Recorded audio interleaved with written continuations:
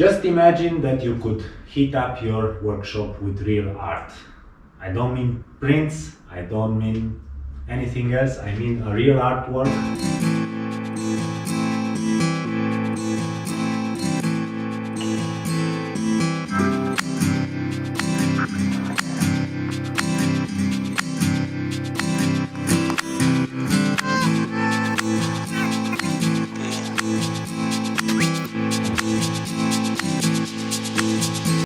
I'm ready now to plug the painting in.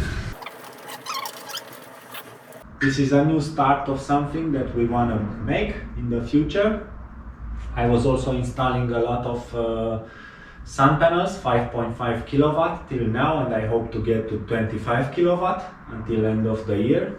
Different works of art that will heat up this workshop without producing 1 milligram of CO2 or any flame, any type of flame. That is my purpose for this year. Functional art, sustainable art, why not?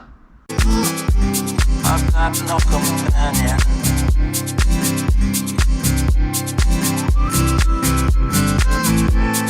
Got you on my mind.